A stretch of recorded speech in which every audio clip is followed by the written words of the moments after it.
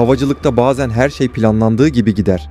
Bazen ise tek bir an her şeyi değiştirir. Bazıları sıradan bir iniş olarak başladı ama zincirleme hatalarla felakete dönüştü.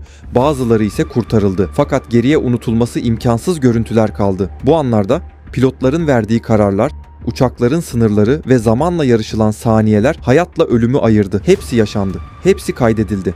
Bu videoda kameralara an beyan yansıyan ve dünyayı derinden sarsan gerçek uçak olaylarını izleyeceksiniz.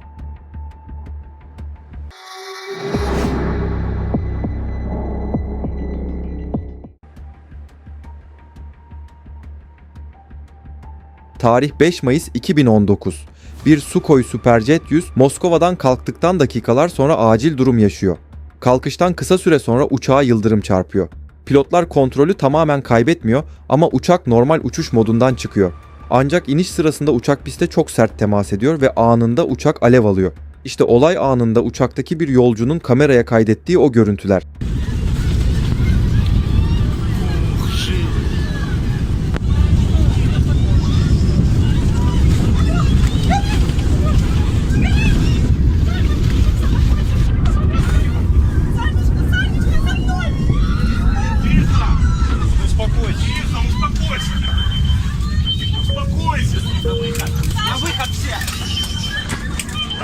Ön tarafta oturan bazı yolcular yangın uçağın tamamına yayılmadan önce acil çıkış kapılarına ulaşmayı başarıyor ve kısa süre içinde uçaktan tahliye ediliyor.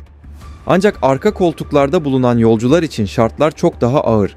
Yangın uçağın arka bölümünde çok hızlı ilerliyor. Yoğun duman birkaç saniye içinde kabini kaplıyor. Görüş neredeyse tamamen kayboluyor. Dumanın etkisiyle nefes almak zorlaşıyor, panik artıyor ve ilerlemek neredeyse imkansız hale geliyor. Isı hızla yükselirken arka bölümdeki kaçış yolları kullanılamaz duruma geliyor. Bu nedenle arka koltuklarda bulunan yolcular için tahliye süreci tamamlanamıyor ve kaçış ne yazık ki mümkün olmuyor.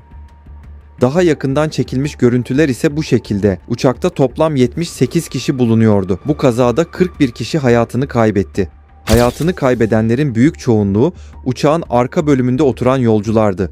Yangın ve yoğun duman bu bölgeden çıkışı imkansız hale getirdi. Kaza sonrası ortaya çıkan görüntüler uçağın arka kısmının tamamen yanmış olduğunu gösteriyordu. Ön bölüm ise yangının henüz ilerlemediği kısa bir zaman diliminde tahliye edilebilmişti. Bu olay modern bir yolcu uçağında bile yangının ve saniyelerin ne kadar hayati olduğunu acı bir şekilde ortaya koydu ve bu kaza havacılık tarihinde en trajik acil inişlerden biri olarak kayıtlara geçti.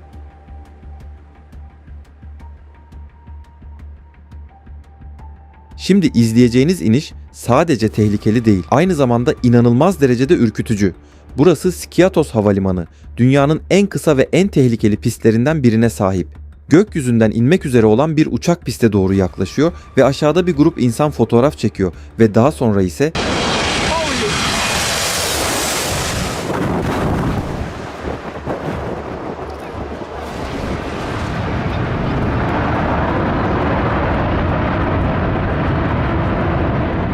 gördüğünüz gibi uçak o kadar alçakta ki insanların kafasının üzerinden geçiyor. Bu durumda oradaki insanlar büyük bir şok ile orada uçağı bekliyor. Hatta bir fotoğrafçı refleksle eğilmek zorunda kalıyor. Bu uçuş Wizz Air'e ait 8447 sefer sayılı uçak. Asıl sorun şu: Skiathos'un pisti sadece 5341 feet uzunluğunda. Yani çoğu havalimanının yarısı bile değil. Pilotların uçağı çok daha alçaktan çok daha geç ve hata payı neredeyse sıfır olacak şekilde indirmesi gerekiyor. Üstelik o gün hava çok sıcak. Sıcak hava havayı inceltir, ince hava ise uçağın daha zor yavaşlamasına neden olur. Yani pilotun uçağı indirmesi için tek bir şansı var: eğer pilot en ufak bir hata bile yapmış olsaydı. Bu görüntü bugün internette bambaşka bir nedenle izleniyor olabilirdi.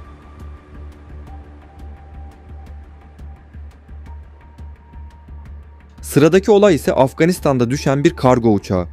Bu olay bir arıza yüzünden değil, bir hata yüzünden yaşandı. Uçak devasa bir Boeing 747. Uçağın içinde son derece ağır yükler ve askeri araçlar var. Ayrıca uçakta 7 mürettebat üyesi de var.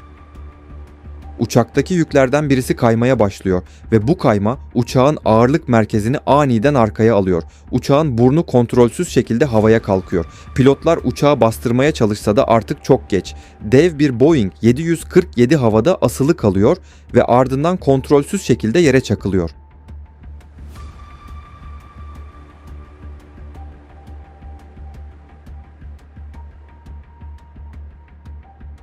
Soruşturma sonucunda ortaya çıkan gerçek ise çok netti.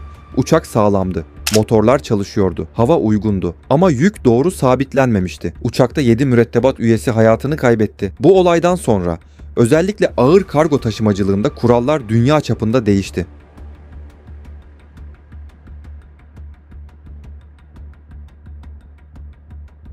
Sıradaki olay ise Costa Rica'da yaşanan ve görüntüleriyle dünyayı şoke eden bir acil iniş. DHL'ye ait bir Boeing 757 kalkıştan kısa süre sonra hidrolik arıza yaşıyor. Pilotlar vakit kaybetmeden acil dönüş kararı alıyor.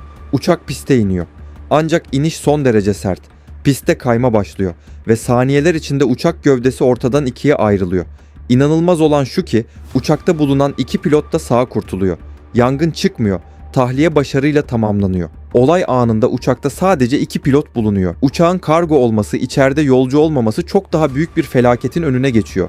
Kazadan sonra pist uzun süre kapatılıyor. Havaalanındaki uçuşlar geçici olarak durduruluyor. Ortaya çıkan görüntüler ise havacılık dünyasında büyük yankı uyandırıyor.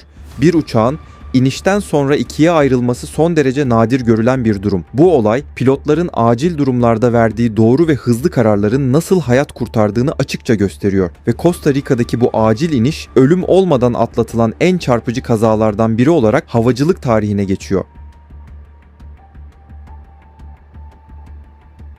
Tarih 2 Ocak 2024. Burası Japonya'nın en yoğun havalimanlarından biri olan Tokyo Haneda Havalimanı. Japan Airlines'a ait bir Airbus A350 Sapporo'dan Tokyo'ya yaptığı uçuşun ardından piste iniş yapıyor. Ancak iniş sırasında pist üzerinde bulunan Japon sahil güvenlik uçağıyla çarpışma yaşanıyor. Çarpışmanın hemen ardından yolcu uçağı alevler içinde kalıyor. Uçakta bulunan 379 kişi sadece dakikalar içinde son derece disiplinli bir şekilde tahliye ediliyor. Ve inanılmaz olan şu ki yolcu uçağındaki herkes sağ kurtuluyor.